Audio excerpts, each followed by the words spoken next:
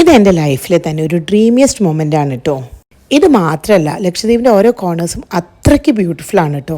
നമ്മൾ പലയിടത്തും ഇങ്ങനെ കണ്ട് ആഗ്രഹിച്ചിട്ടുള്ള ആ ഒരു പിക്ചർ പെർഫെക്റ്റ് ഫ്രെയിമല്ല ഫ്രെയിംസ് ഒരുപാടെണ്ണം ഇവിടെയുണ്ട്.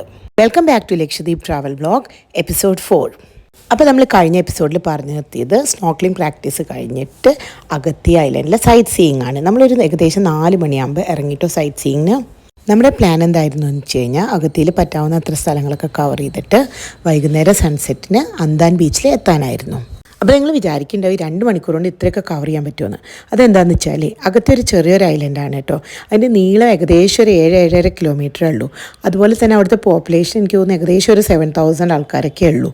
അതിൻ്റെ ഏറ്റവും ബ്യൂട്ടിഫുൾ ആയിട്ടുള്ള കാര്യം എന്താണെന്നറിയോ, അവിടെയുള്ള ആൾക്കാർക്ക്, അതായത് അകത്തിയിലുള്ളവർക്ക് മിക്കവർക്കും അങ്ങോട്ടും ഇങ്ങോട്ടും നല്ല പരിചയമാണ്. അപ്പോൾ നമ്മൾ ഫസ്റ്റ് പോയത് വെസ്റ്റേൺ ബോട്ട് ജെട്ടി ആട്ടോ. ഇത് ഇൻ്റർ ഐലൻഡ് ബോട്ട് ട്രാൻസ്പോർട്ടേഷന് യൂസ് ചെയ്യുന്ന ഒരു ബോട്ട് ജെട്ടിയാണ്. പിന്നെ പോണ വഴിക്ക് ഗോൾഡൻ ജൂബിലി മ്യൂസിയം ഉണ്ടായിരുന്നു, അവിടെ ഞങ്ങൾ കയറിയില്ല കേട്ടോ. ഈ തിരങ്ങനെ അടിച്ചു വരുന്ന കാണാൻ ഇതാണ് ലഗൂൺ ബീച്ച്. ലഗൂൺ ബീച്ചും അതിൻ്റെ അടുത്തുള്ള ഏരിയ ആണ് കേട്ടോ. ഭയങ്കര ബ്യൂട്ടിഫുൾ ആണ്. ഇതിൻ്റെ ബ്ലൂ ഒരു വേറെ പ്രത്യേക ബ്ലൂ ആണ്. നമ്മുടെ ഹോട്ടലിന് മുന്നിലുള്ള ബ്ലൂ കളറിനേക്കാളും കുറേയും കൂടി ഡിഫറെൻ്റ് ആണ്. വേറെ ഷെയ്ഡ് ഓഫ് ടെർക്കോയ്സ് ആണ് കേട്ടോ. ഞാനങ്ങനെ അവിടെ പാറി നടന്ന് ഫോട്ടോഷൂട്ടും വീഡിയോ ഷൂട്ടൊക്കെ ചെയ്തു. ഒരു ഫോട്ടോഷൂട്ട് ചെയ്യാൻ പറ്റിയ ബെസ്റ്റ് സ്പോട്ടാണ്. ഞങ്ങൾക്ക് വളരെ നല്ല കുറച്ച് പിക്ചേഴ്സ് ഇവിടുന്ന് കിട്ടിയിട്ടോ. അത് കഴിഞ്ഞ് നമ്മൾ നെക്സ്റ്റ് സ്പോട്ടിൽ പോയി. പോണ വഴിയൊക്കെ ഈ ബ്ലൂ കളറുള്ള കടലൊക്കെ കണ്ട് അങ്ങനെ ആസ്വദിച്ച് നല്ലൊരു ബ്യൂട്ടിഫുൾ ഡ്രൈവ് ആട്ടോ അത്.